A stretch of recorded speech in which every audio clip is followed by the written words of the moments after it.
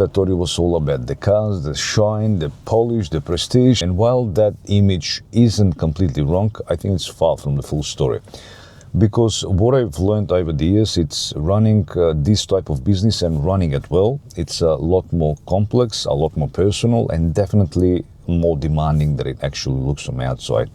So today I want to share the 5 things I wish I knew before I started my chauffeur business. And if you're thinking about getting in this line of work, if you already started and you would like to grow, I want you to learn the lessons that took me years to understand. And I have to say, these aren't just tips. They are the principles that separate an average driver from a trusted professional. So that kind of chauffeur clients ask for by name. Let's get into it.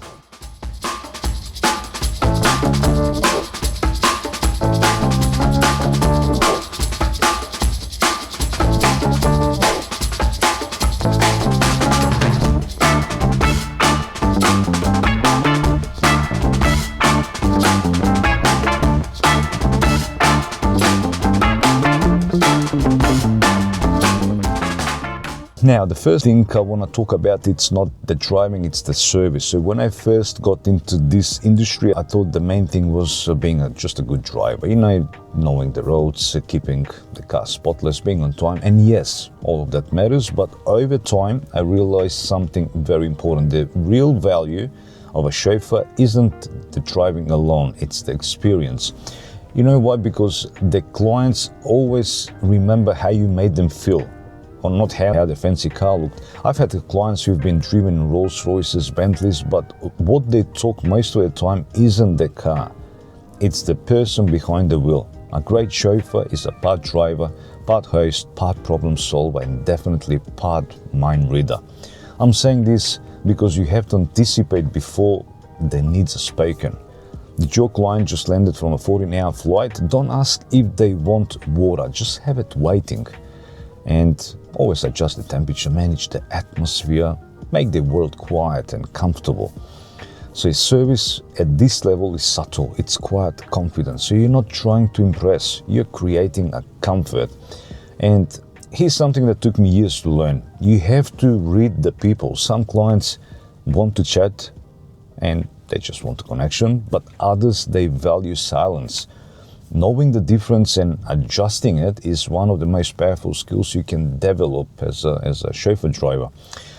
I remember a corporate client early in my career. First ride, I tried to be friendly, small talk, a few questions, and he was very polite but very short.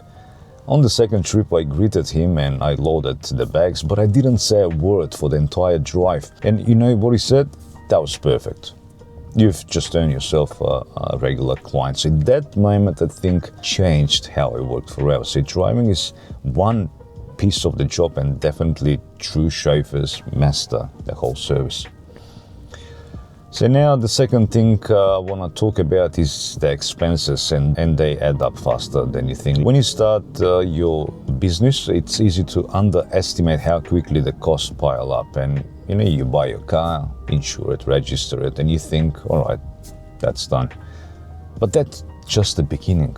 Fuel, tolls, detailing, parking fees, insurance, maintenance, tires, they're all constant. And with the premium vehicles, every expense comes from a premium price tag. A small repair on a luxury car isn't a couple of $100. It can easily hit the thousands. And what most operators forget about is the downtime. If your car is off the road, waiting for parts, that stays, sometimes weeks, it's a loss of income. That's why I learned early to build a reserve fund. So every week, a portion of the earnings went into maintenance savings, because sometimes the things will go wrong, and when it does, you want to fix it without panicking about cash flow. Another hard lesson was tracking every single expense, the small stuff like the coffee, the tolls, the airport parking. Adds up faster than you think. Once I started tracking properly, I realized I was losing each month on things that I hadn't even noticed. And please, don't chase the cheapest options, not for the insurance, not for the mechanics, because in this business, reliability is everything. If your car fails mid-job, that one moment could cost you a client or your reputation. So you treat your car like a teammate, care for it, invest in it, and it will take care of you. Networking. Networking is everything. If you ask me today what's the number one thing that built my business, I would answer it in one word: relationship. So this industry runs on reputation. You can have the nicest car in the city, but if no one knows you, invisible. Most of my best clients didn't come from ads or social media. They come from referrals, people I built trust with. So when you deliver exceptional service, people talk. A hotel concierge, an event planner, a corporate assistant, if they trust you, they will definitely recommend you. So get out there, introduce yourself, visit hotels, offices, airports, shake hands, smile, have a great impression. You can also join chauffeur associations or business networks, and you're not marketing. You're just connecting with people. Another tip, always follow up. After a job, you can always send a quick thank you note, text, email. It was pleasure driving you today. I look forward to assisting again soon. So that one small message plants the seed for your next booking. And remember, you're not just selling transportation, you're selling what? You're selling trust. So trust means you will show up. Trust means you will deliver, so that the clients will be saved and cared for. So build that trust and your business will grow naturally. And one more thing, don't see every other chauffeur as a competition. See them as a part of your network, because you can help others, share jobs, cover runs, and that goodwill always circles back.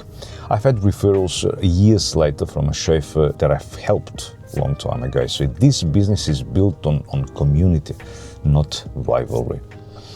Networking isn't just external either. Build also relationship with your clients, learn their preferences, favorite drink, usual seat, preferred route. When they step and see their favorite drink or water already waiting, that's how one booking can easily turn into 10. Here's something that surprises a lot of new chauffeurs. The busy season doesn't last forever. So you might be strong, you might start strong, weddings, events, airport runs, your phone doesn't stop ringing, then suddenly silence.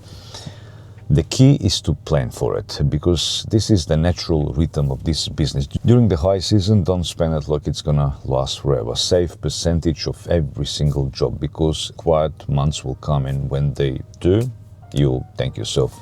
And another strategy, diversify. Don't rely on one market. Mix corporate work, private tours, weddings, airport transfers, and when one slows, another picks up. And when the business is quiet, use that time to improve. You can service your vehicle, you can refresh your website, update the uniforms, marketing, photography. So the chauffeurs who last are the ones who stay ready even when it's slow. And remember, consistency beats bursts of activity every time. Next thing I want to talk is the image. So finally, the part that ties all together. Your image is your brand. In this game, your appearance, your communication, and your attitude are your identity. You could be an excellent driver, but if your shirt is wrinkled, shoes scuffed, or your car isn't spotless, that's what the client will always remember. Presentation isn't vanity, it's a true professionalism. So your car should gleam, your uniform should fit, and your demeanor should say you're in good hands. And punctuality, that's non-negotiable. In this business, being early is on time. So arrive before the client, be ready, calm, composed. Communication matters to confirm details before every single job. Send clear updates and be proactive if anything changes. So that professionalism sets you apart. Definitely treat every client like VIP, because you never know who is sitting in the back of your car. So that one trip might lead to definitely more business if you make the right impression. Your car, your demeanor, your service, they're all part of the same message. I take this seriously, and the clients can feel that immediately. So those are the 5 things I wish I knew before I started my chauffeur business. It's a rewarding career, but it's definitely not easy. It demands discipline, patience, and consistency. But if you put in the effort, the respect, and the reward will definitely follow. And remember, focus on the service, not just driving. Manage your finances carefully, build genuine relationships, plan for slow seasons, and carry yourself like the professional you are. When you do that, your reputation builds itself. You simply stop chasing clients and they will start looking for you. If you find this helpful, drop me a comment below. Tell me what lessons hit home for you. Until the next time, drive safe and definitely keep delivering excellence.